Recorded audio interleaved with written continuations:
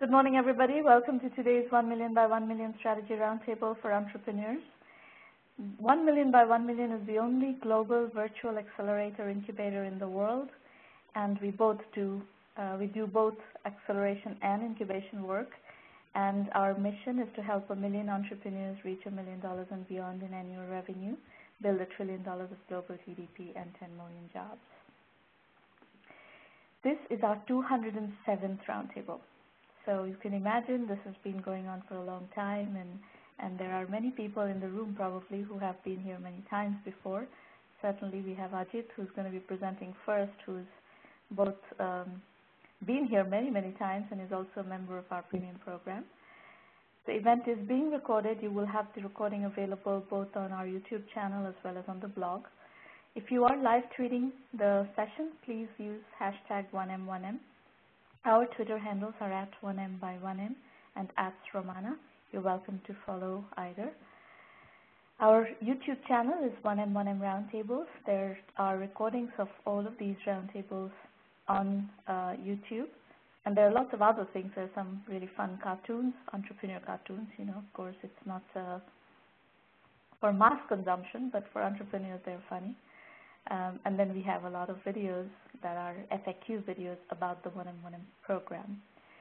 We are going to try, depending on how much time we have left, we have 5 presenters, so it's going to be a pretty full session. We will try to leave some time for Q&A, and I will put the slide back up, which are the instructions for calling in. So Ajit Narayanan is our first presenter today, Invention Labs, and as Maureen says, Ajit has pitched more than anyone else, perhaps. All right, Ajit, over to you. All right, Sramana. Yeah, thank you for putting up with me all of these years, but you can see that we're making progress. There's been great progress. Go ahead. Yeah, well, thank you very much, Sramana. I think we've been working together in the last few months to successfully close a seed round, and I think we're very close to doing that. So right now I'm here trying to get some more business strategy that I'm trying to discuss with you, and trying to see how we can get back to the core problems of running the business and growing our revenues. So I think what I want to talk to you about today is about the marketing strategy for Awaaz. Now that we have a little bit of budget, once the funding comes through, which would be in a couple of weeks, I guess. Hopefully, we will be able to execute something that will take us, far ahead of the competition. So, please.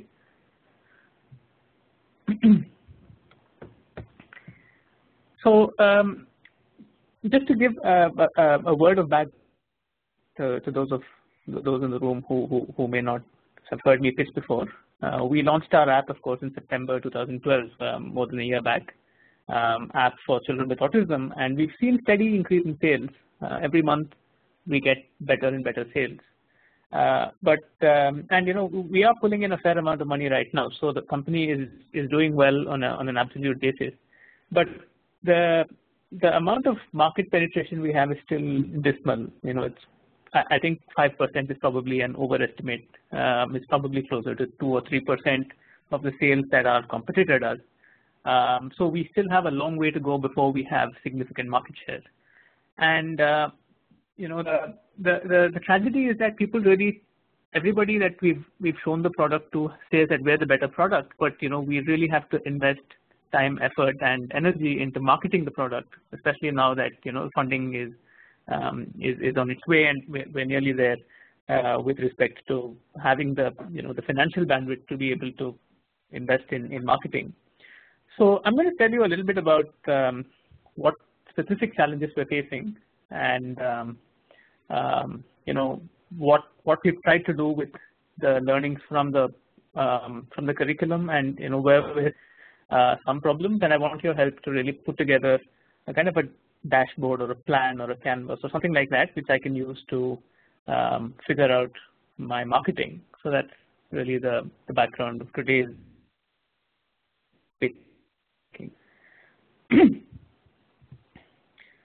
So we have 2 primary go-to-market channels One is direct to therapists, which we've had a fair amount of success with. We email schools, we email therapists, and that's been going fairly well. We have problems scaling that because we have to be able to do demos.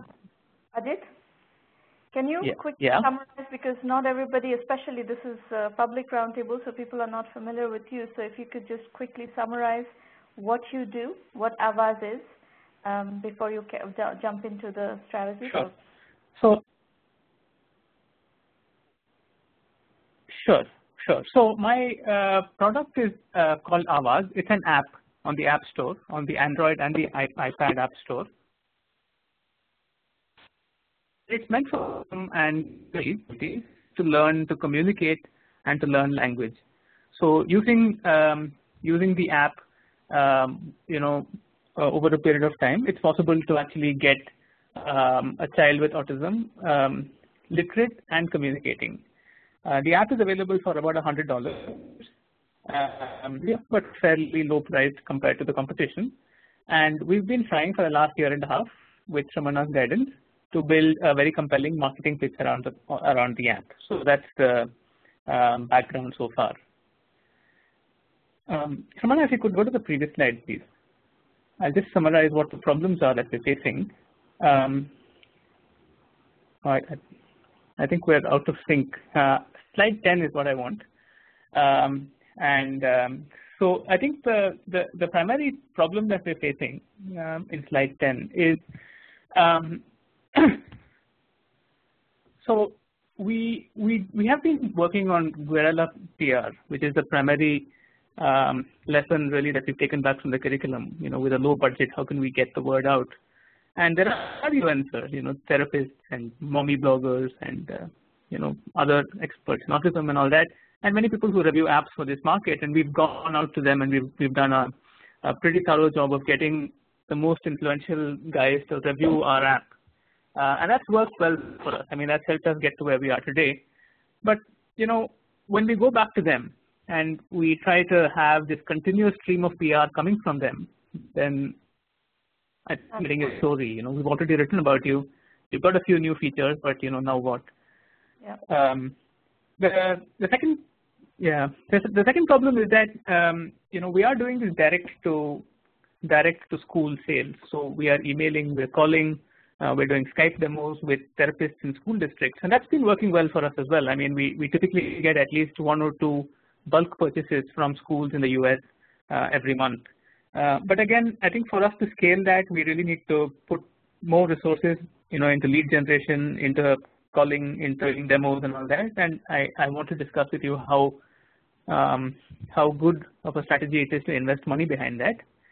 And the third problem is about measuring and tweaking. I've come to you several times with this, but with marketing, the whole idea is if you have 5 or 6 efforts, and I'm going to talk about some of those efforts, how do you actually make a decision about where to put the money? So that's the idea. On the next slide, I have some ideas about this whole question of what's the story. Because currently the story is only about the app, right? We go out to people and say, well, we have this AAC app, and it's got all of these great features. And people love that the first time and they write about it. But I think the discovery about PR is that we have to keep ourselves in the news. It's not enough to just have one article written about us. Right. So so just having people, talking to people about the app and what the app does and what the app can do is turning out to be a boring story. And PR alone is not going to sustain the marketing, right? You're going to need other things to do customer acquisition. PR is one of the pieces that gets you going, and it is guerrilla PR. It is one of the cheapest ways to get into the market, especially with social media and all that. So you've done some of that to get yourself out there. The question is, what do you then layer on top of that to to acquire customers on a sustained basis? Correct. And we are trying, various ideas that you suggested. For example, we do have a newsletter sign up. We do have a newsletter that goes out. We do participate but the sign up is much slower than the rate at which we should actually be getting people to try out the app. Let me double click down on the newsletter issue for a moment. What are you doing in terms of newsletters? So my philosophy on email newsletters is you have to do opt-out, not opt-in. If you try to do opt-in only, it's a very, very slow process. That means to do opt-out, you have to come up with a large list, large email list, and you need a strategy of how you put together that large email list, and then bring that in and sign people up and start sending campaigns to them, and then let them opt out if they don't want to be on it. But my experience is that if you are doing a good newsletter, and if you're topical and value generating and value providing in your newsletter, people don't necessarily opt out. And if it's a good targeted newsletter, that is one of the most productive ways and most, again, efficient, cost-effective ways of marketing. So the question to you is, what is your newsletter building strategy? Where are the lists? What is the size of the newsletter? Where are you getting your list? And how are you building this program? Okay. So the newsletter strategy right now, Sramana, has been primarily targeted at therapists because that's where we can get the lists with relatively less effort. You know, so we do have lists of speech therapists that we've scraped, and we write to them about topics in speech therapy and assistive technology. We write to them, you know, about once in 2 weeks, maybe slightly less frequently, maybe once in 3 weeks. And yeah, we don't actually have a lot of unsubscribes. People do stay on, but the open rates are pretty low, maybe about 10%, and the click rates are even lower, maybe about 1%. So it's working to some extent, you know. On the other hand, it's very difficult for us to get these lists of parents, to get these lists of educators. Those lists are just not available. We don't have the option of doing an opt-out because we don't have those lists. That's so we have parents. I don't know if you can find a list. You have to see what's available. But the schools, you can find lists, and schools, especially, you know, the private schools in particular. Actually, public schools do too. Public schools have special ed kind of, you know, teachers or administrators who own this whole special ed program. I think most public schools have that, and that's something, you know, the ways to do that is to just assign somebody to do primary research and generate those lists. You can even get an intern or... Yes, we do have those lists. Correct. So we do have school lists and we do have therapist lists. And with school lists, we actually take a slightly different tack. So in addition to putting them on your newsletters, we also write to them and offer them a free copy of the app and a walkthrough. And we try to engage with them in a one-to-one conversation so that we can sell the app to each of those schools. So that's working fine.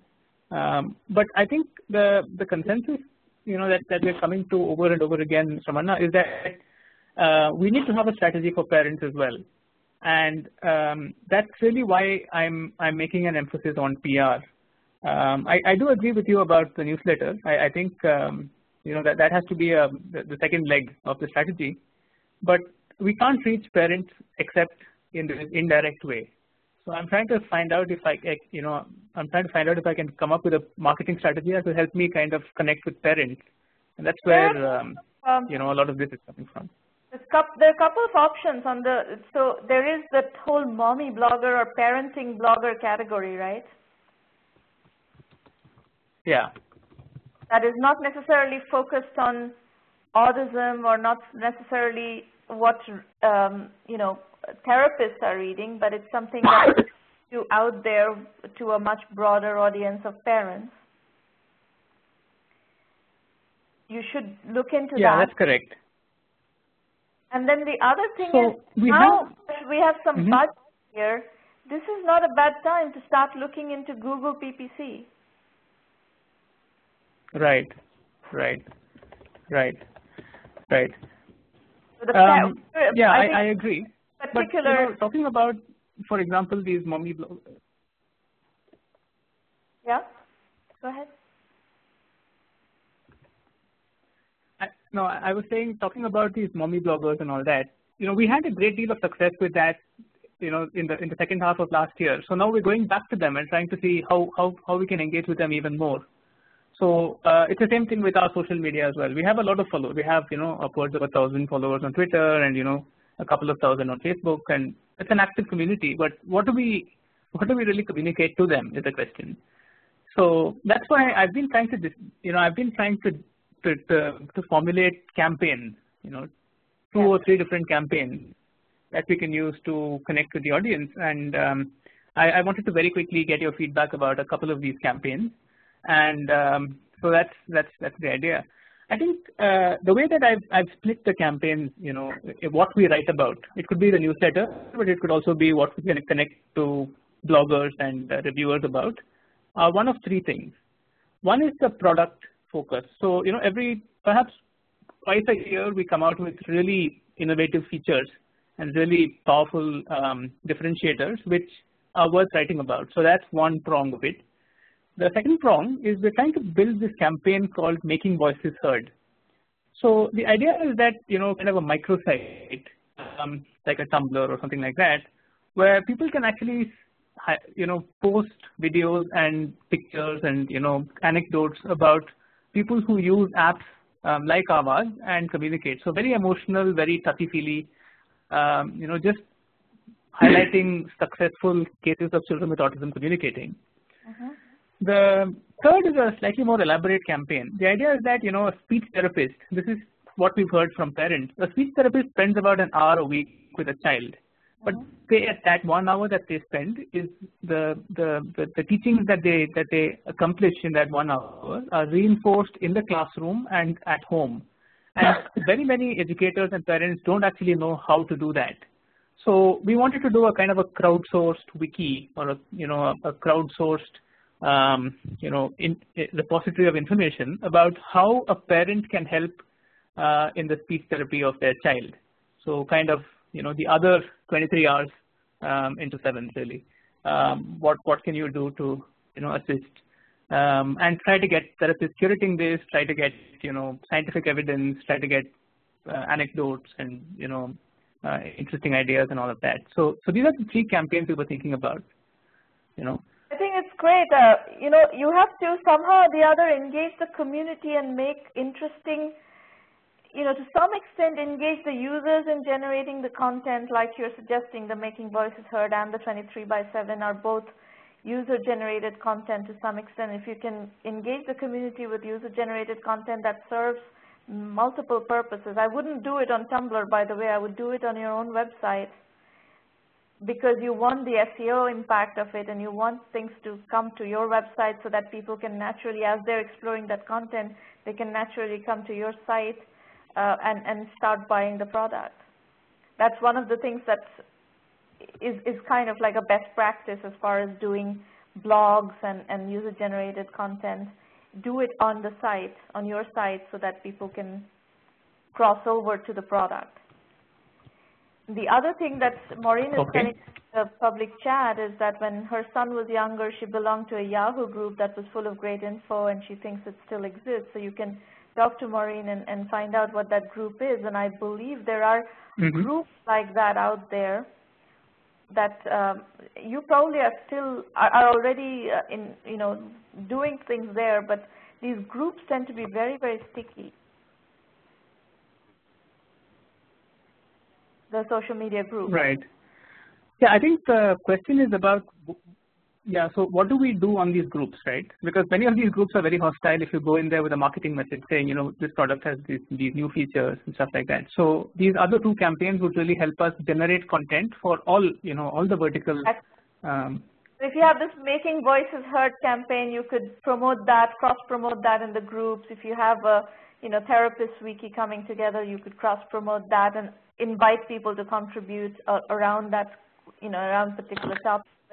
But I think you are now at a point where both you have some resources as well as you have a certain level of credibility in the market with which to develop a real destination site. Right. Right. So, I mean, if you draw the parallel with what we've done with 1M1M, it's a real destination site with strong content. We send out news every week, and every newsletter has interesting content that brings people over to our blog, right? You kind of need to create a parallel of that. Right. Right. And that will also help you with organic search. It will help. And also keep it a little non-commercial, right? Yeah, very much so.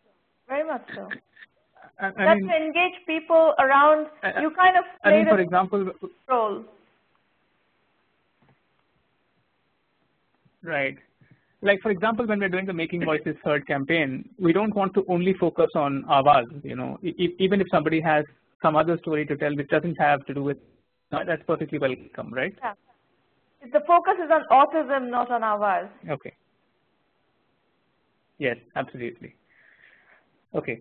The other thing is, Sramana, the whole business. I mean, we've been in the market for a little more than a year now, so I've seen that the market is also very cyclical and very event-driven in some sense. So if I were to draw out a calendar, you know, I would have this whole mishmash of events which is really staring at me. There are conferences, there are school-related events, there's, you know, autism awareness, AAC awareness month, and then of course our own events, right, where we have product releases, media coverage, awards, all of this stuff. So, you know, the question is really, you know, given these campaigns and given the events and given this other direct to therapist campaign that we're running, you know, how do we actually think about this as a plan, you know, with a budget? And, you know, this is the next slide. So how do we actually think about making, you know, running this financially responsibly, and at the same time also managing the whole thing so that it makes business sense, right? So my take on events, Ajit, is webinars. I think the best thing to do is to generate a webinar series where you can actually bring people on and interview them. You can invite, you know, people who are running programs, you know, special education programs at schools. You can invite therapists and interview them and have kind of roundtables effectively. And do it on an ongoing basis. Yeah.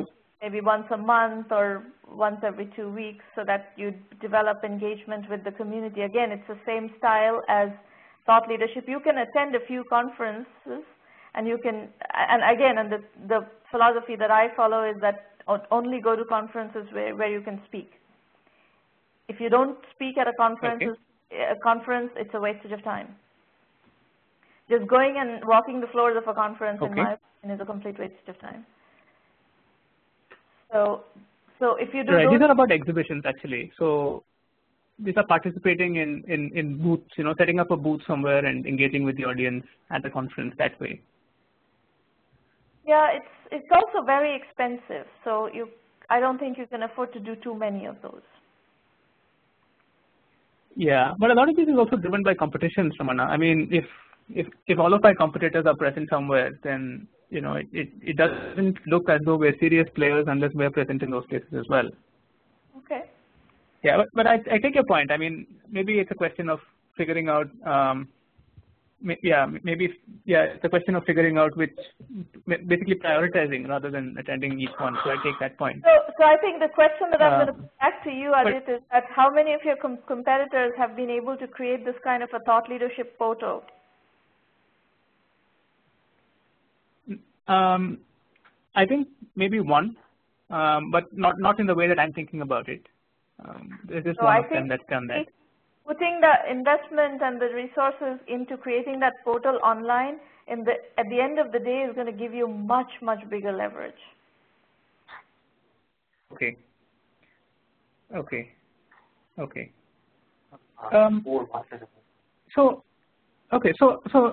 Sramana, so how do I actually measure and monitor, you know, spending money on all of these different fronts, right?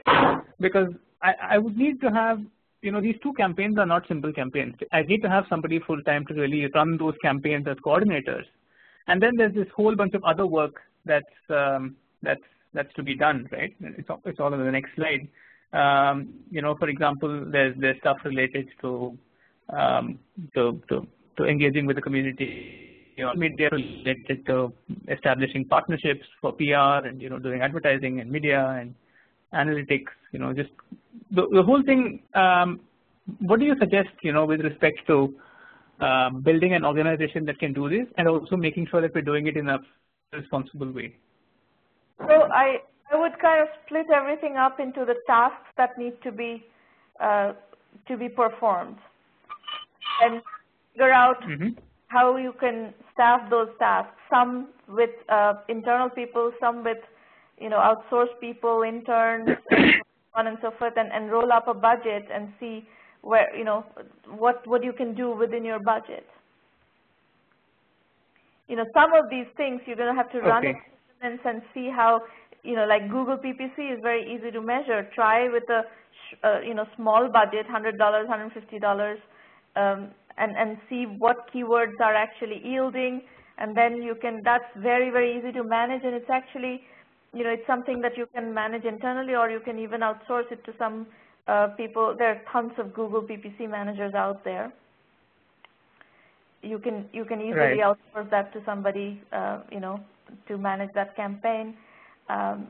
If the voice isn't heard and the 23/7 you're going to have to manage internally, so you're going to staff those internally, and some of it you have to manage internally, some of it you have to, do PR, for instance. You could hire a PR agency to do that work, but you have to figure out that it's a good PR agency that knows how to do this. If not, then you're better off hiring somebody internally again. So you have to do the budget and see all the tasks that you need to get covered can be covered, and then you need to prioritize and which the ones that you cannot afford to do, and you have to drop based on priority.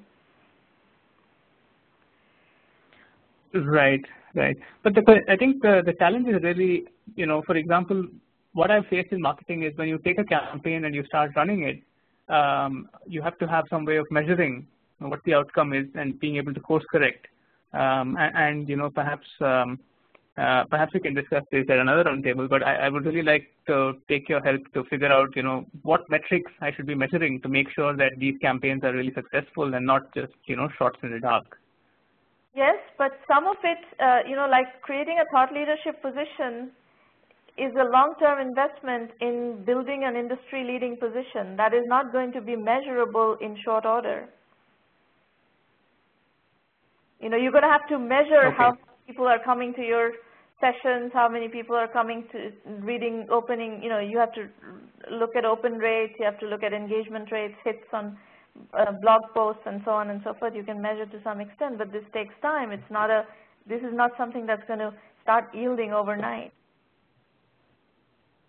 Creating a community around you, that makes sense. Leadership position is a very lengthy process.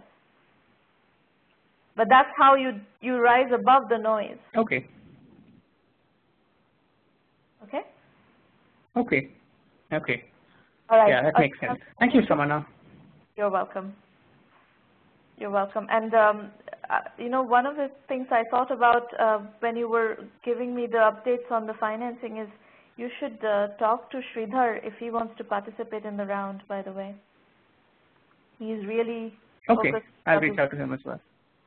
Yeah, ask him at least. I'll reach out to him. And is Angel List proceeding? Yeah, they've been talking about featuring me, but they haven't done that yet. I'm still in touch with them. Okay. So make sure you follow up and make that happen, because it's good publicity as well. Sure, Sramana. Yeah, thank you for that as well. All right, Ajit. Eugene, you're up next, I believe, yes? Yes. Hi, Sramana. How are you? I'm good, thank you. Go ahead.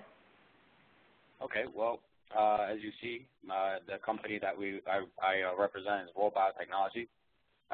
We're a synthetic biology company, and we developed a breakthrough technology platform out of Columbia University. We call it direct light technology, and we could essentially produce any type of biomass, so high-value end products, using just CO2, H2O, and light. It could get, depending on the product, you might need some other trace minerals, but they're kind of negligible in the equation. basically you could use any type of carbon source. You could use atmospheric carbon through some of our technologies. You could use waste CO2. You could use liquid CO2, which is about $30 a ton, and you could get out from if you're going to use liquid CO2, which is easily purchasable, you'll get out a minimum of $1,000 of product. If you're talking about let's say ethanol, which is the lowest, that's the lowest cost end product that we produce. So if you're producing let's say ethanol, which is reagent, you'll actually get out from $30. You'll get out about $25,000 of product. So it's a totally new type of way of producing biomass. At the current moment, we're looking to scale our operations and start producing lab scale production, which is anywhere from about 50 to 100 kilograms to if you're talking about the weight, the mass, to about 144 liters per day of product, in which we could measure all the data, the efficiencies, and it kind of extrapolate what type of productivity you would have on a large scale, which is the next after the lab pilot is done. Then we would like to go into the next round and kind of build a large plant or a medium-sized plant for further Eugene, production. what is the customer target? The customer target that we narrowed down would be ethanol producers, current ethanol producers, since their byproduct of their current system is CO2. So we would like to couple our system to their existing system, which from about 1,000 kilograms of glucose, they're producing roughly 500 kilograms of CO2, which they have virtually no use for, or in some cases, some of the companies or corporations are applying it for minimal use. They're maybe storing it or selling it. So we would like to couple, as an immediate drop-in, we would like to couple our system to the ethanol producers, which there's about 180 in the world. I think the primarily the key players, and the market is over $1 trillion for ethanol. So Eugene, just a sec. Can you stay with me for a moment? There are 180 current ethanol producers. This is your target customer base, yes? This is for one of the applications, yeah, for ethanol. So to start with, this is what you want to go into first. Is that correct? The immediate goal is to go into four targets. We want to go into ethanol, glucose, protein, which would be the pharmaceutical industry. You can't do that many. Honestly, there is only one thing you can do. To start with, you have to decide you do one thing and one thing only. You cannot do 4 different things in one go. Okay. So you decide one thing that you're going to do and what is the target customer base for that. And then my next question would be, have you talked to these customers? Yes. So in terms of the ethanol, we have spoken to about 8 of the largest corporations in the world producing this. They use corn feedstock. So, and they buy into your value proposition?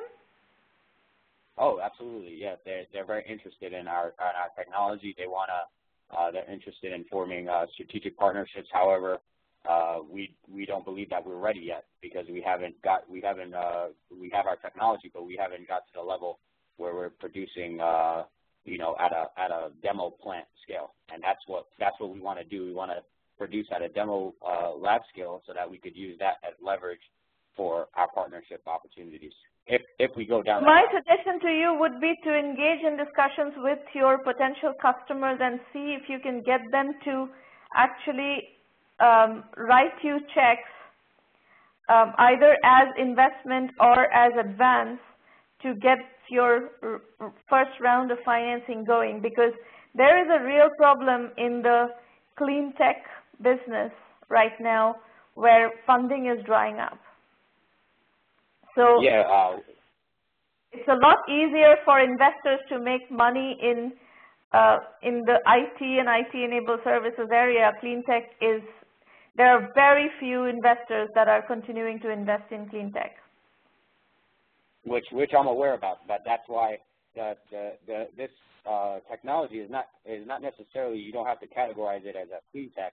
It has clean tech, it obviously has clean tech utility, but it's synthetic biology. So it's more. It doesn't matter, whatever, synthetic biology or whatever, it's not IT or IT-enabled services, which is where most of the venture capital is going. So all the other categories, whether it's biotech, clean tech, whatever you look at, are suffering right now. That doesn't mean that there aren't investors. There, like Khoshla Ventures, Vinod Khoshla, for instance, still invests in clean tech. He's actually quite passionate about it. And there are other players like that, but not many. And it's going to be hard for you to penetrate that market. The best way to penetrate that market would be to go with the customers who have the domain knowledge and who may be willing to work with you to get you off the ground.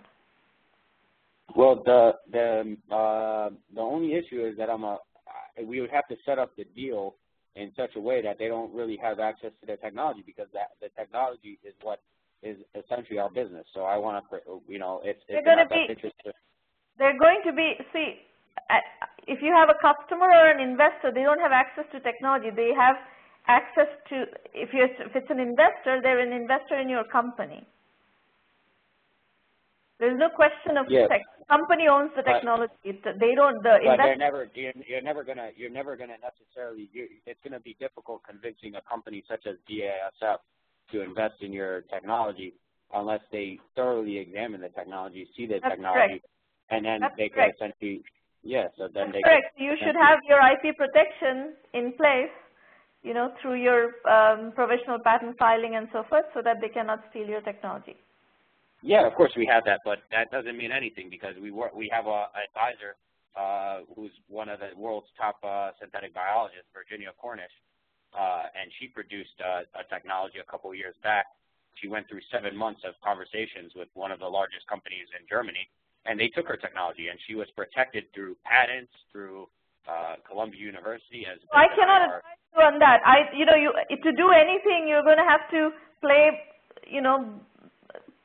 the market. If you're going to sit there and be afraid of your technology being stolen, then nothing is going to happen, because no investor is going to invest in your company or in your business without reviewing the technology. So if you think that you cannot protect your technology, and if you're afraid of your technology being stolen, nothing will happen. Well, it's a different situation with dealing with like an investor than dealing with a corporation that has the same interest. That's while we have conversations. Well, but if you're in a market where you do not have a lot of investors playing, then you have limited options. That's just the lay of the land right now. Okay. So those are my inputs. There's not much else I have to say about this right now. I mean, I understand the inputs, but if you have a technology essentially where you're producing any type of biomass from a CO2 source, a carbon, the simplest carbon source available, you essentially have a technology that nobody could beat. So why would an investor even have a concern? My question to you, like you're an investor, so you could look at this situation. There isn't going to be a technology that's going to beat this technology. So what do you have to lose as an investor? I'm not. First and foremost, I'm not an investor. Two, even if I were an investor, this is not my field. It's not. To the extent that I'm an investor, I'm an investor. No, I didn't mean that. That you're literally an investor. I meant to say that if you look at it from an investor standpoint, if you put yourself in the position of an investor, investor is only. So then go try to convince the investors and see if you can convince the investors. So the whole game of fundraising is about convincing investors about your worthiness to raise financing. And I understand that in our business, in the IT-enabled services area, what we try to do is to do, you know, validation, to do proofs and so forth. But I understand what you're saying is that you need money to get even off the ground. Well, those are extremely difficult to fund situations because there's no proof of concept. You do not want to talk about your technology with your potential, you know, customers / investors. So that puts you in chicken and egg problem situations. And to be perfectly honest with you, this is not our area of expertise. 1 million by 1 million does not deal in biotechnology or clean technology. Well, we do have proof of concept, but I understand what you're saying. You have to somehow or the other help your investors, you know, validate and get comfort that your technology works. Just your word is not enough. Of course, and yeah. That's where I think you're going to need to put in some work into figuring out. You know, one thing we do very often is we get customers involved as early as possible, so that the customers are all over whatever technology we are trying to sell, and you know, that's how we get things off the ground. Getting customers to help you get things off the ground, in my opinion, is one of the smartest way to bring products to market. Now, if you're terrified about customers stealing your IP, I really don't know how to advise you. Okay. No, I mean, it's not necessarily terrified. It's just, you know, you deal with people in the biotech, right? In my biotech community, and that we have quite a few advisors that are very well experienced in this, and you know, in the very early stages, I had no concern. It was not me. It was not me who raised the concern. It was actually the advisors that said, "Oh, you know, you should be very, very cautious," and you know, that's the really the bottom line. If I could somehow engage in a you know, meaningful and worthwhile conversation with a potential partner where there's no issues with the IP and the trust is established, then I see no issue. I think that would be wonderful, and I think that what you're saying, that was my original intuition, and that's why Vince and myself wanted to talk to every large corporation, which we did, ConocoPhillips, BP. My general philosophy about confidentiality is I think confidentiality is highly overrated. Typically, a good idea is something that doesn't get stolen that often. It takes a lot of work, a lot of convincing, a lot of selling to actually get a good idea to spread. So, you know, that's just the way I look at life. I just don't believe in holding my ideas so close to my chest that nothing ever happens. And that's just a point of view. There are a lot of people with different points of view. This is my point of view. Yeah, and well, I mean, I think. So, Eugene, I'm going to have to stop you and move on to the others. I have 3 other presentations to deal with, so I think we need to end your presentation for the moment. We can talk more if there's time in the Q&A section afterwards. Okay, no problem. Thank you very much. I think you helped us a lot. So. All right, Pastor, you're up next. Thank you so much. Am I audible? Yes. Okay. Good morning to you, Sramana, and good morning to everyone who's present here today. And my name is Vasudev, and I'm calling you from Bangalore, India, and I'm here to present my startup called Coatom. Before I start about Coatom, I just want to give you a little bit of introduction about me. I'm a marketer primarily with a product knowledge in the industry for almost 14 years. With the help of a couple of my friends, we are just putting up together a new startup. And, you know, I would like to take this opportunity to kind of, you know, pitch in that, you know, to you and take your feedback and, you know, suggestions to kind of take it forward. Next slide, please. Yeah. So Coatom is primarily is the world's first online marketplace for coaching. So I'm not too sure about you know, how many of the audience are familiar with the, you know, industry called coaching. I would take a couple of minutes explaining what coaching is all about, and then I'll take you through the rest of it. So coaching is primarily, if you look at, it is a process of enabling an individual to kind of realize the potential in both professional and personal lives. That's what pretty much coaching is all about. And if you look at a football coach, right? You know that the top performing football teams in the world are from Brazil and Argentina. And if you look at the coaches, and the coach of these two football teams, they are not really the best football player, but they produce great football players. That's the difference between, they need not have to be a great player, but, they kind of do an amazing coaching and making sure that, they produce great players. So if you look at similar things in our lives as well, all of us are, normal individuals, and there's a lot of potential there with us, and a coach is essentially a person who's going to kind of discover the kind of potential that you have in you, and make you take it out and guide you to the right way, and making sure that you're becoming successful in both your professional life and personal life.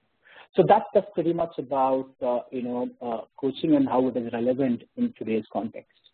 So this is the primary premise that we started off, and we kind of looked at what are the issues that are there in the industry specifically. So being a marketplace, you know that there are it's a two-sided market. So there's one side you have coaches, the other side you have the potential clients.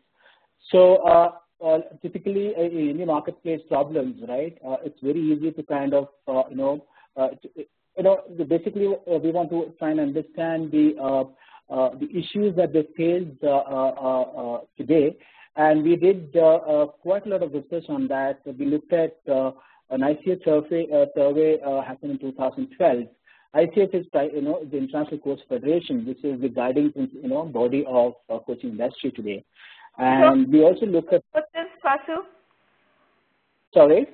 Are we talking about sports coaches? No, we are not talking about sports coaches. We are talking about coaches of, say, business coaches, leadership coaches, and life coaches, and so on and so forth, right? Right. So we kind of looked at various LinkedIn forums, and we've also had lots of interactions with coaches, professional coaches, who are ICF certified coaches. We realized that for most of them, lead generation is the biggest problem in the industry today. If you look at it, predominantly coaching is being done in person today, wherein there is a geographical barrier present. If I need to find a perfect coach, probably the coach is in the US and I'm based out of India. There's no way that I can be coached by that person. So that is one issue that the coach is facing today in terms of not able to go beyond their geographical location. Number one. Number two, even if they're able to get some time as well. Can I interrupt you for a second? Sure. Because the program that you are participating in is a program that completely is contrary to what you're claiming, is that people cannot coach beyond geographical boundaries because we work on a global basis. Absolutely. So now when I say lead generation means that technology may be helpful in terms of, connecting to individuals, who are far away, far each other, right? But then there has to be a single place where I can identify, to find a coach. Or there could be, if I'm a coach, I should be present in a place where a potential coach is going to come and look at, an ideal coach. And that does not exist today. That's the premise that people started off, right? So we did some kind of early validation on this, and we've spoken to, we've reached out to almost 6,600 ICF certified coaches. And, the validation was fairly successful. We've got about more than 370 plus coaches have already signed up for our program. They're not live yet, by the way. The product is under development. And we also got about more than 600 plus followers on Twitter already on that. So eventually, the idea was to try and figure out is there a the supply side of our marketplace, is willing to take a solution like this, that's what we are offering to the market, and we kind of validated that. Next slide, please. So eventually, I just want to talk about how this entire marketplace is going to work. I'm taking one more question here. You said the supply side you validated. What about the demand side? There's no business without a demand side, though. Absolutely. So now, if you look at it, Sramana, on the demand side, if I have to validate demand side, you should be looking for a course today, right? Now, if I don't have a product through which, I'm able to kind of serve you, then that validation of no use to anyone, right? So we are in the process of, getting the demand side validated along with the product. The private beta is going to go live in next, 30 days. So by mid of, March is when we want to take the private beta live, and we've already got some signups on the demand side, and we want to very clearly engage with those customers, connecting them with the courses that are already signed up with us, and then let's see how the platform is going to perform. Okay. Right. So did I answer your question, Sramana? Right. So eventually, sorry. Keep going. It's fine. Go ahead. Yeah. Cool. Can you go back to the previous slide, please? I just want to explain how this product works. So eventually, on the demand side, the way it works is, if you are looking for a course, you come over to this platform, and there are, thousands of courses listed there. You pick the, 5 best courses that you think that are relevant to you, and then you can request for a 30-minute free consultation with each one of them. And this is completely free of cost, and the course will offer you a free consultation. And after that, you can request a proposal from all of these courses, and you will get the proposal aligned to the goals that you've set out during the free consultation stage. And then finally, go through the proposal and finally choose your best course and get course online. That's how the entire process is going to work. It's as simple as that. Next slide, please.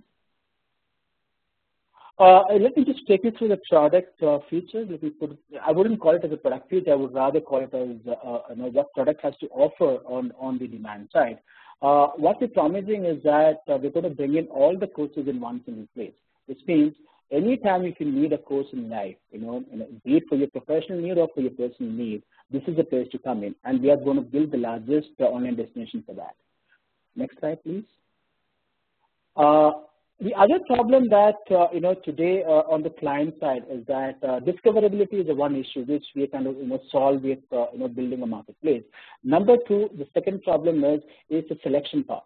Now, I don't even know who should I pick, right?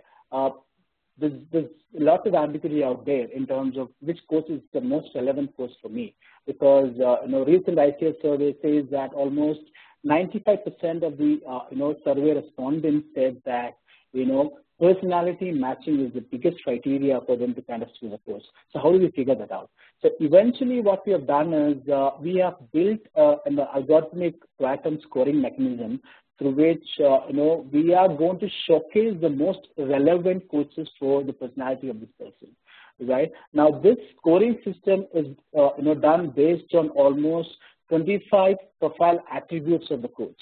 It's a very complex system that we're building, and we're fairly confident that this would be one of the most innovative stuff which we are bringing onto the table of the coaching industry to help the client to choose the right coach. Be careful. If you rate people low, they're going to leave your system. So let me tell you, Sramana, there are 50% of the scoring system is purely based on profile attributes which are controlled by a coach. So now what I mean to say that if you have a great profile with respect to in terms of great pedigree, you got to have lots of plans. You got to have a YouTube set of videos, and you got to have a fairly great profile. Then you get 50% of the quadrant score. The remaining 50% is basically your involvement and activity that happens on the platform. That is something which you gain over a period of time. So eventually we want to credit those people or those coaches who have been very, very active on the platform, as well as, their certification matters a lot, from ICF, all that matters. So basically the remaining 50% is, going to be, not too much of control by the coaches. It primarily happens. So therefore, it's the most transparent system that we're trying to build as far as quantum scoring is concerned. I completely agree with you that people who are having a lower scoring system might leave the place, but the eventual idea is to help the client side. A person who's looking for a right coach should be able to should be serviced well. That's the overall objective of what we want to do with this. And like I said, the product in which the client can get free consultation. Next slide, please. So this $100 per hour, where does that come from? Okay, so eventually the norm in the coaching industry today is that most of the coaches kind of say that this is what I charge, per hour, my coaching fees. So now this is just example image, of that. Eventually, the average per hour coaching fee today is about $220 across the globe. This is my point is, you're going to have to leave that up to the coach to decide. You cannot set that as a fixed price. How does the coaches get paid? What is the revenue, and how do you get paid? What is the revenue model? I'm covering in that in last couple of slides. So should I take it through now, or should I take it through? I think to understand what you're trying to do, let's go to your revenue model. Yeah. So go to the last slide, please. Last slide, please, Sramana. Yeah. So revenue model, the way it works is previous one, please. Yeah. So we take about, so essentially what we do a kind of a matchmaking, right? There is one a person looking for a course, and there's a course is ready to service. Now we are not charging anything to the client as well as on the course, unless and until that client becomes a paid customer for the course. And now since then, whatever session that is going to happen through the platform. So we offer a completely online coaching service, right? Wherein there's a video service, live video calls, right? And so per hour, whatever the coach fee is, we take 20% of that, and that is for the new customers that they get through this platform. And they can also use the platform with their existing coaches as well. They could possibly start using Quantum as a platform for that instead of a Skype or a Hangout or even a WebEx, because we offer a whole bunch of stuff, complete coach management suite as part of this product, so that the entire coach client engagement can be covered on this. So therefore, it's much more valuable to a coach. So this is what our revenue model is. Well, and then there comes the question of how many of those coaches are going to recruit the client on your platform and then go offline to actually do the coaching and not pay you the 20% fee. Absolutely. So there is one thing which we are putting up over here is that the promise to our clients, the people who are looking for a coach, that the entire proposal, it works like that, wherein the coach will provide a proposal to all of these clients on a milestone basis. Now, assume that you are getting into a coaching session with a coach, and the coach is going to give you a 6 months coaching proposal with, say, 5 milestones. The client will pay only 50% of the first milestone course, to the client as advance. The remaining 50% is actually kept with him. And the interesting part is, at every milestone could have multiple sessions. At the end of every session, the client has to kind of rate the coaching session, whether happy or unhappy about that. And at the end of the milestone, the client has the, kind of, all of these are regular exchange behaviors, and you're trying to build an exchange. So this is how all exchanges are handled. So fine. I think concepts are okay. I think it's going to be a question of execution. Sure, absolutely. So we've been doing a lot of research on this. We've been validating with lots of coaches in the last 6 months. We started validating the client side as well right now, and the product's going to go live in the next 1 month. And after that, we're going to validate the demand side as well. So that's where it is today. Good. Any other, feedback from you, Sramana? Well, I mean, there's all sorts of things. You're going to have to get the demand side, right? You have to either, you have to have customer acquisition strategies, and so, I mean, this business has to be built. You just have a set of concepts right now. We do have a marketing strategy in place. Maybe that is beyond the scope of this, session. That's the reason I'm not covering that. Probably I should do that in another session with you. Okay. All right. Good luck. Thank you very much, and I look forward to your support as well in future. Absolutely. Maureen, who's next? You said the next presenter is not on the call. Do we have? Is Ashwin on the call?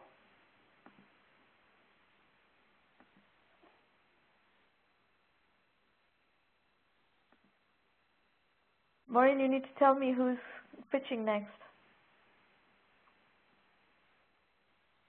So Ashwin had to go, and Dotan is having trouble calling into the teleconference. Okay. All right. Well, then I'm going to move on to the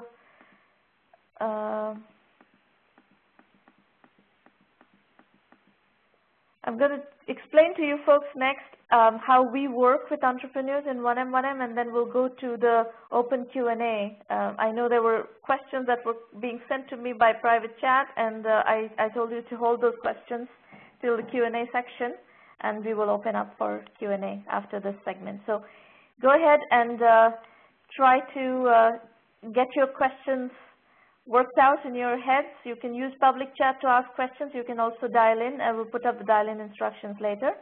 Meanwhile, if you like what we are doing in 1M1M, please refer the program to other serious entrepreneurs. Entrepreneurship is really hard. It's not something that you can make successful overnight. It's a tremendous amount of brick by brick building that happens in actually building a company. And hence, we are looking really for the serious entrepreneurs who have the commitment and the resilience to actually push this through. And that is a many, many years commitment to build a company. It's not something that's going to happen in 3 months or 6 months. We are not particularly interested in entrepreneurs who are looking to, with a gold rush mentality of, trying to put something together and then sell in 3 months. That's just not what we know how to make happen. That's a highly speculative process. That's not what we specialize in. We specialize in helping people build businesses, and that's really what the kind of entrepreneurs we are looking for are entrepreneurs who are interested also in building serious businesses. So here are the resources that you can tap into as you build yours, and feel free to use the 1M1M program at any of those, points that you are, whatever point you are in your journey, in your entrepreneurial journey, feel free to use our program to help with that process.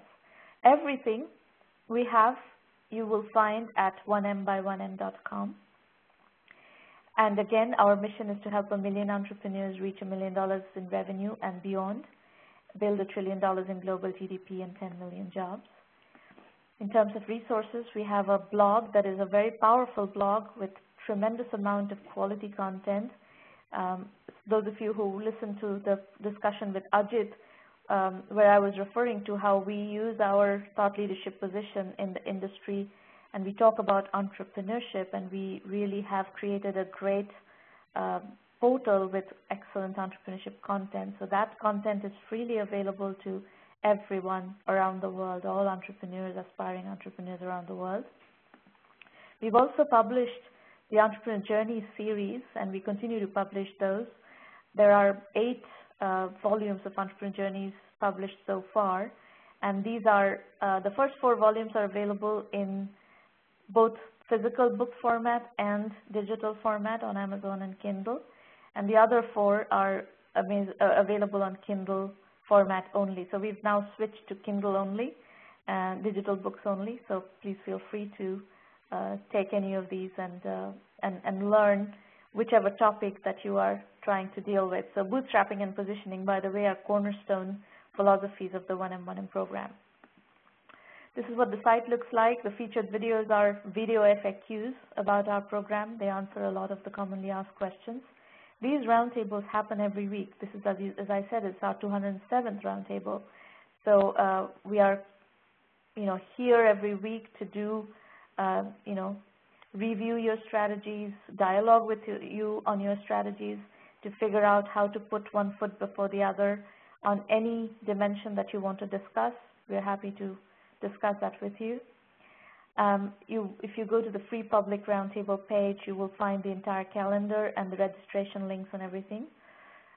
We also have a premium program, which is a $1,000 annual membership fee, through which we provide extensive methodology guidance. We offer you a curriculum that is a mature, rich curriculum that our entrepreneurs are using very successfully. Business development work we help you with, introductions to customers, channel partners, wherever you need help and you want to use our Rolodex. We are deeply anchored in the Silicon Valley methodology and network. We help you with strategy consulting. We have private versions of these kinds of roundtables where we do the strategy consulting, mentoring, coaching work. We help you with financing, both preparing you for financing as well as introducing you to investors. And then we help you with media relations, where we have a lot of clout in the media and we help you get coverage in the media. The $1 Million Club on our website introduces you to some of our $1 Million Club members. There are actually many of them at this point. The ROI equation of the 1M1M program is really incredibly high. For a $1,000 annual membership fee, we offer you $375,000 plus 5 to 10% equity worth of value. And that, if you go to the link that I provide here, you will be able to understand all the vectors along which we provide that value. And we give you lots of orientation material on how to use the program effectively. The self-assessment is something that we recommend all of you take a look at. It's a set of questions that you should be asking yourselves. No matter what you're doing, these are questions that will help you think about your strategy in more systematic ways. And for the premium members, we offer you curriculum modules to plug your knowledge gaps in any of these areas. So there's tons of information on the premium program, including video FAQs on the site. The curriculum is delivered in a web self-service mode, and it's a combination of case studies and video lectures. We have over 600 successful entrepreneurs who have come to our forum and shared their journeys and their lessons from the trenches. And we have stitched all that up into a really interesting curriculum, very inspiring actually, and not only educational, also extremely inspiring curriculum, where these entrepreneurs share their knowledge and experience with you and help you, learn from their experiences.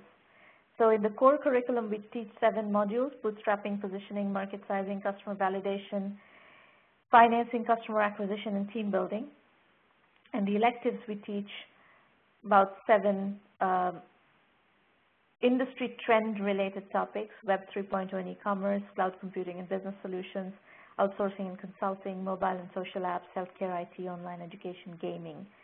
So you have access to everything basically as part of the premium program. Our methodology is lean, capital efficient, bootstrap startups. And even if you raise financing later on, we will advise you early on to get as much validation, as much progress made, such that if you qualify for financing, that financing round is viable. If you go to the press page on the website, you'll find a link to the coverage of 1M1M premium members. As I said, we have a lot of clout in the media, and it's very difficult for early stage entrepreneurs to get coverage. So we do put our clout to work such that you can get coverage in the media through our channels. We also let you use our social media channels to get your messages out there. We have a very large presence in social media, and while you're building your own social media presence, you can also use ours to get your messages out there. Twitter, Facebook, LinkedIn, we let you use all our channels actually. And we let you use our blog as well. We cover you on our blog. We let you do guest posts on our blog, so you can use the blog as a way to get your message out there as well. And a lot of investors monitor our blog also. The affiliate program is something that we partner with other organizations using the affiliate program, and we pay 10% affiliate commission to our partners.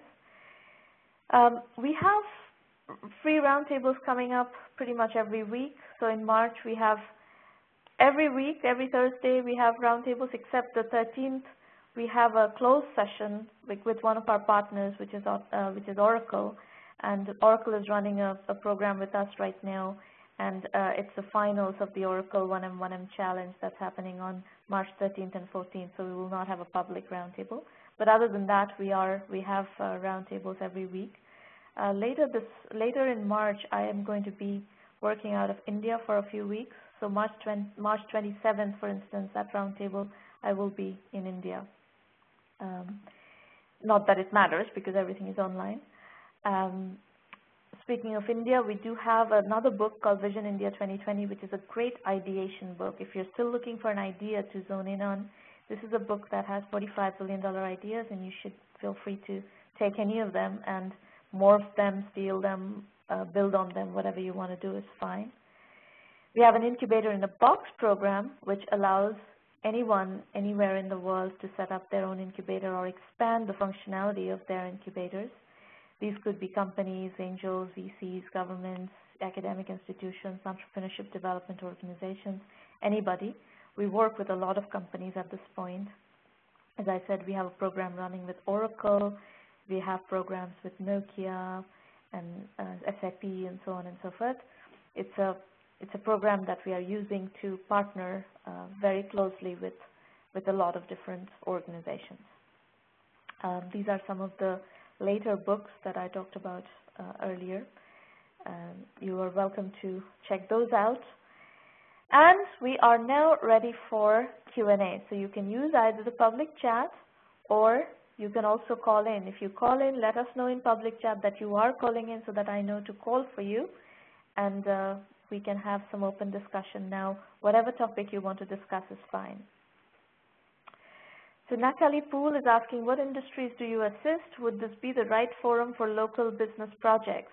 Local business is fine as long as you have a sizable technology component or internet component to it. So we do a lot of internet businesses, and that could be local internet businesses. That's fine, but we don't do retail stores or restaurants. Those are not, or laundromats. That's not what we do.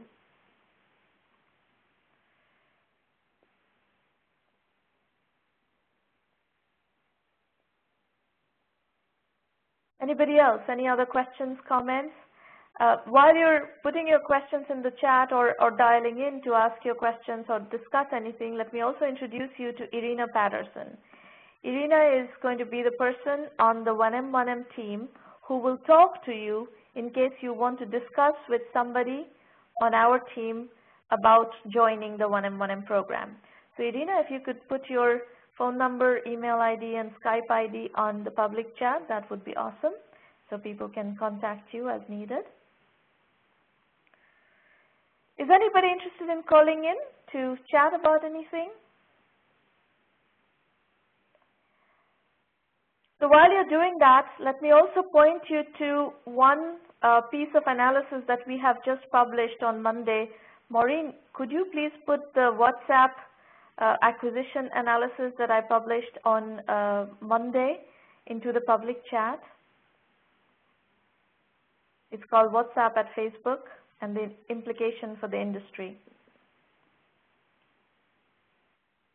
So I'm sure all of you are, intrigued by the Facebook acquisition of WhatsApp. This is an analysis that will give you access to my perspective and my analysis of what happened and why it happened and what is going to follow. So please feel free to look at this now if you like, and if you want to talk about any of the points that I made in this particular blog post, I'd be happy to discuss further. And also Irina's Skype ID is Irina_Patterson. Her phone number is 786-301-2456, and her email ID is irina@1mby1m.com. Also, folks, please feel free to introduce yourselves. Tell us where are you joining from, who you are, what project you're working on, so that you can network with other people in the room here. And we love to get to know you as well. This is a networking session as well, of course. Hi, Sramana. This is Eugene again, World Biotechnology. I just wanted to thank you for allowing me to present to you.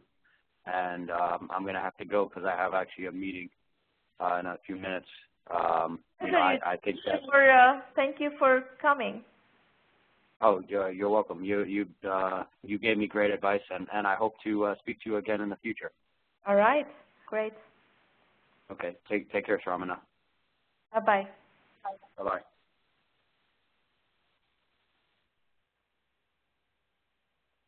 So does anybody have any thoughts or comments about any of the things that we discussed today, or questions? And does anybody have any questions or comments on this blog post that we have here? Ashwin wants to call in, okay? Ashwin is back, all right?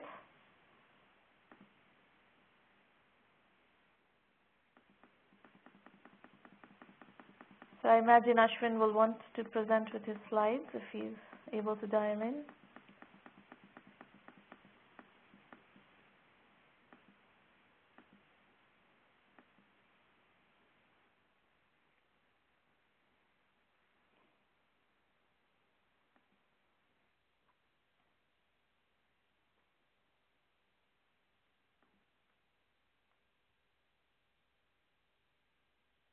You're a very quiet group. I'm not seeing any questions, any comments, nobody is dialing in. You're not participating. Looks like a shy group. It's a big group, but looks like a shy group. It's a very safe place. There's nothing, no one's judging you for anything. So please feel free to participate and share your thoughts about what you're listening to or what you're thinking about, what you're struggling with. Ashwin, are you on the call?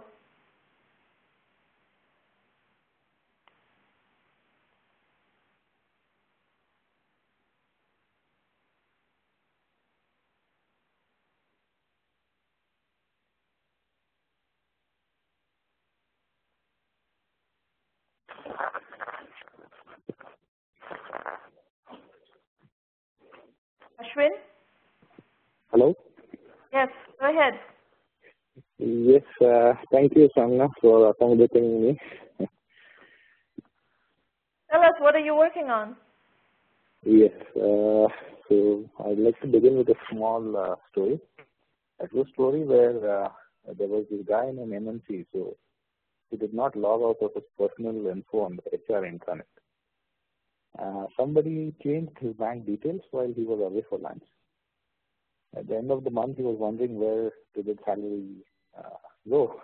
So later on complaining, the HR helped him figure out what had happened, and an on-site contractor actually diverted the money to his account.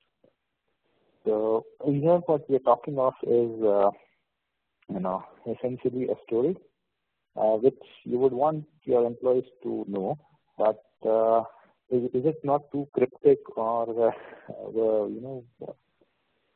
too much to read into? So that's where we thought of bringing in some animation, and that's the message which would reach out to the people, and that's faster to communicate as well. So ISO Ventures, this is the one where we are blending information security with artwork, with intelligent and eye-catching artwork. So this is actually started off with a friend where he's an INTN from Mumbai, and I am a CIC from USA. So we came together primarily because we felt that there was a lot of leverage in the skill sets that we have. So we validated the idea of having information security presented via artwork with some of the industry veterans who have been in this domain for quite some time.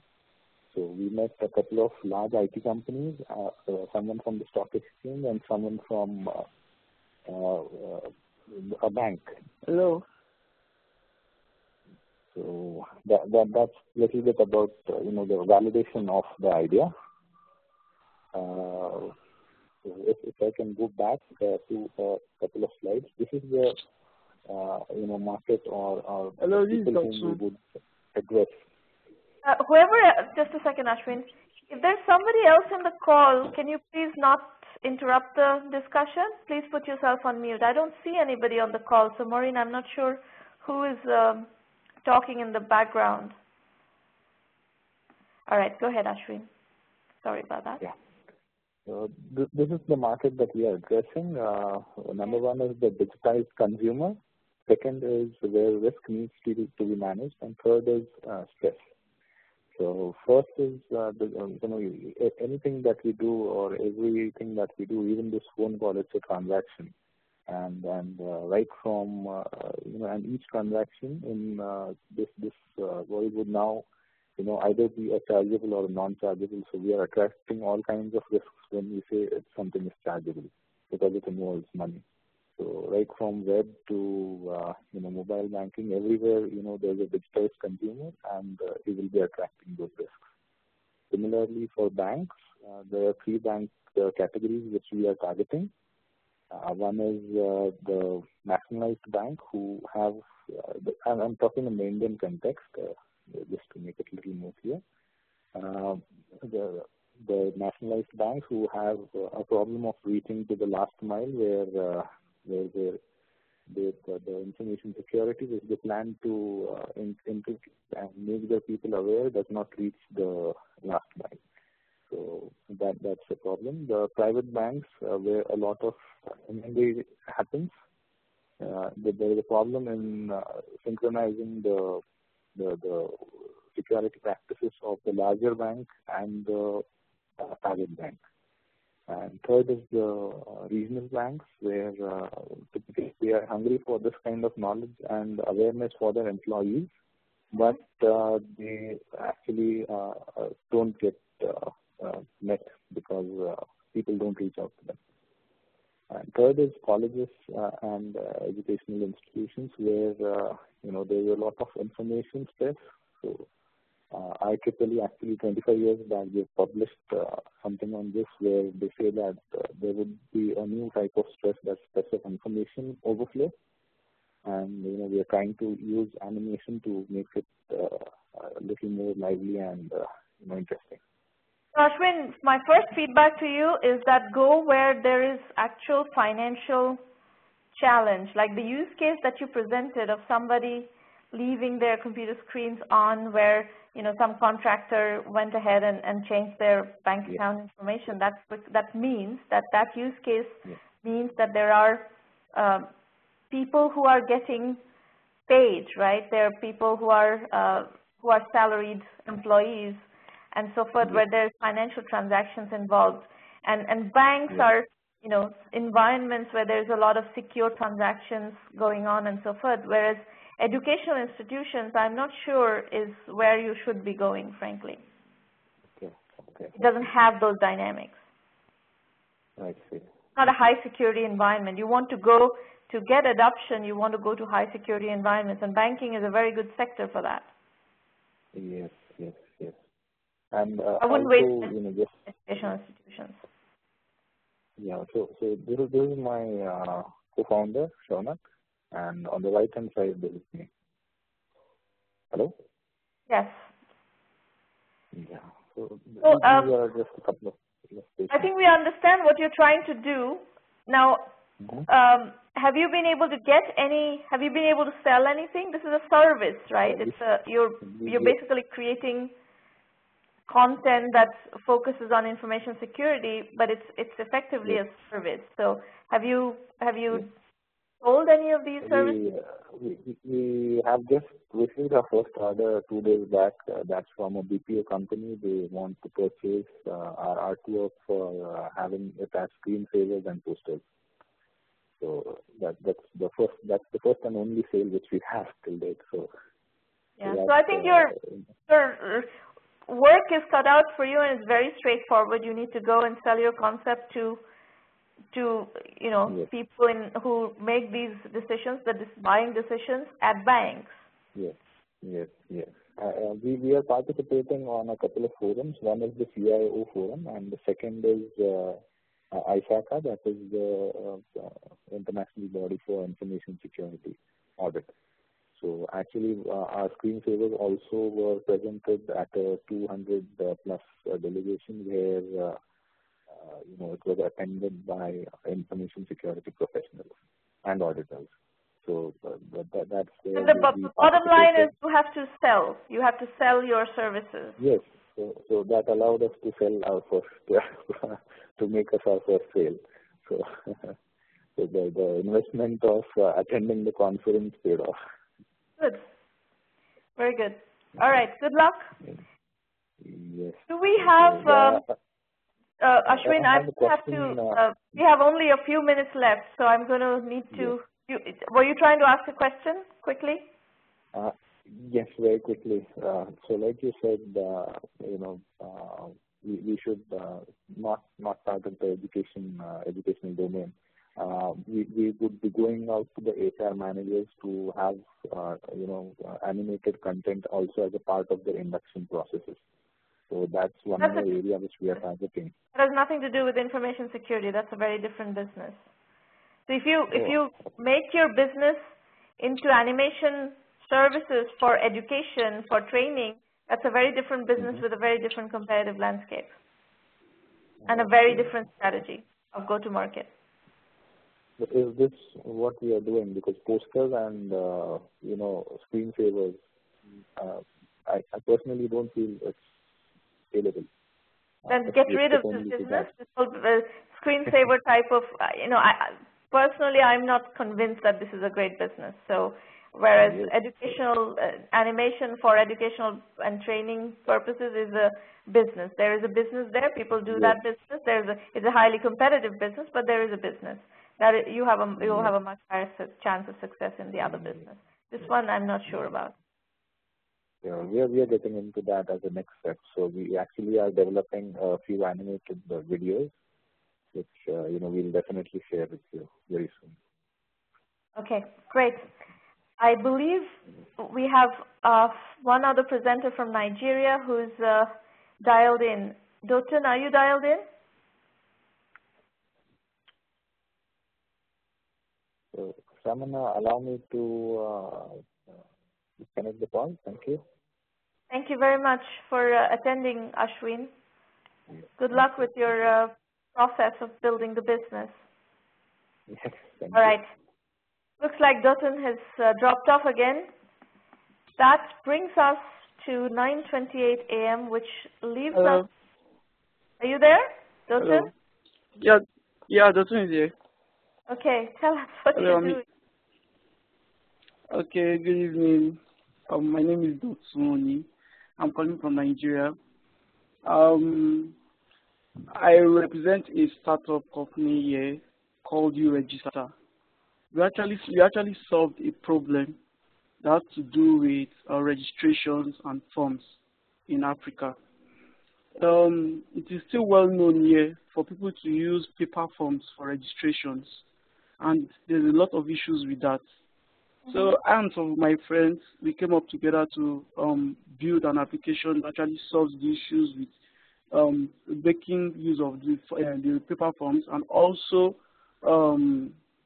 everything that has to do with sorting out the forms. Though it's still a work in progress, we're actually still working on it, building it and upgrading it. we're currently at a stage where we've gotten a number of users already, and they've been enjoying it. It has to do, okay, majorly what we solved is this. For instance, someone wants to organize an event or probably a conference, and they ask people to register, either going to a particular place to pick up forms, because it is well known for programs like in Nigeria to go through that kind of means, telling people to pick up forms at a particular location. Sometimes people move from another state to another state just to pick up forms, and that has been a major issue here in Nigeria. So on our platform, event organizers, business associations, organizations, they come to our platform, sign up, create an account, and they'll be able to create out the forms the way they want it on paper, the exact fields, with upload fields. And in cases wherever they need people to pay for their forms, they could also specify the amount their forms are to be sold. So when they actually create those forms, they can attach.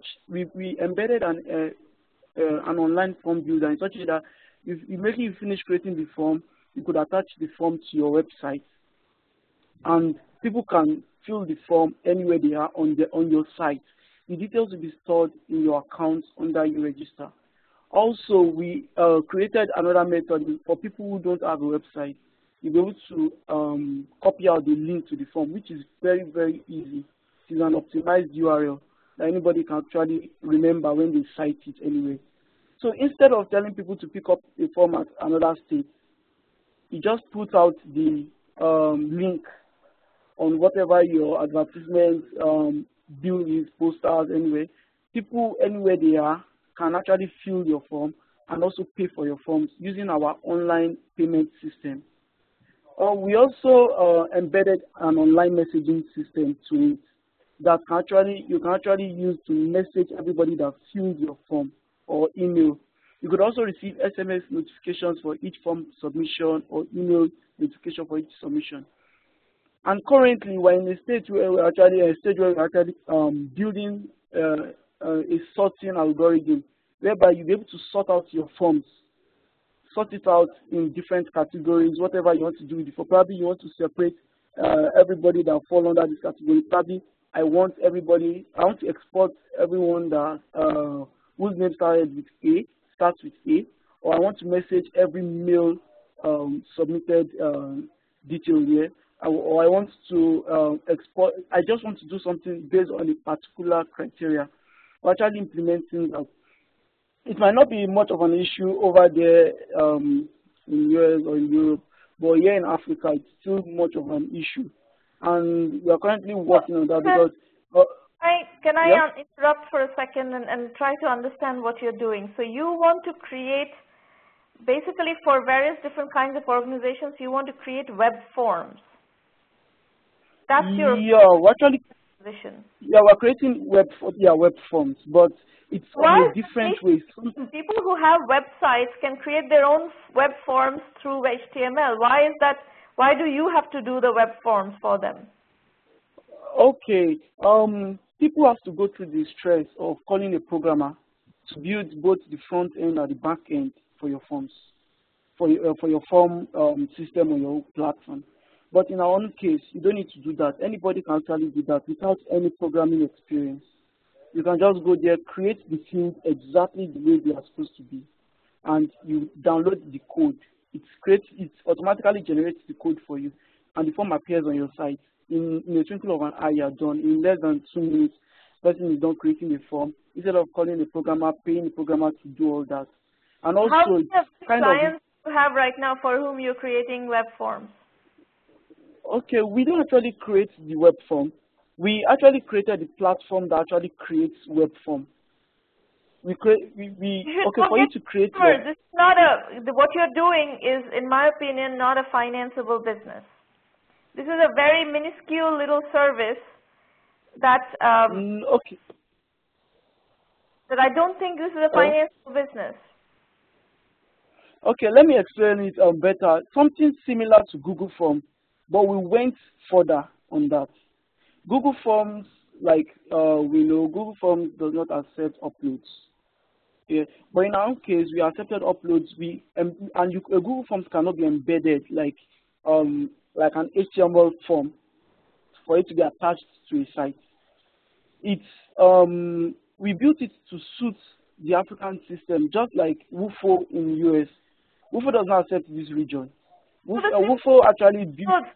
Hello? Then the simplest way to build the business that you're trying to build is to go get customers. Go get 50 customers. Based on what your value proposition is, go get 50 customers. Yeah, we have customers already. Hello? Yes, so keep building the business based on customers. Yeah, we actually have customers already. Some people are already using it, and they've been very okay with it. And it's not only that. There are still some other things I've not explained clearly on the part of the messaging. In Nigeria, in Africa, Nigeria is the largest black nation.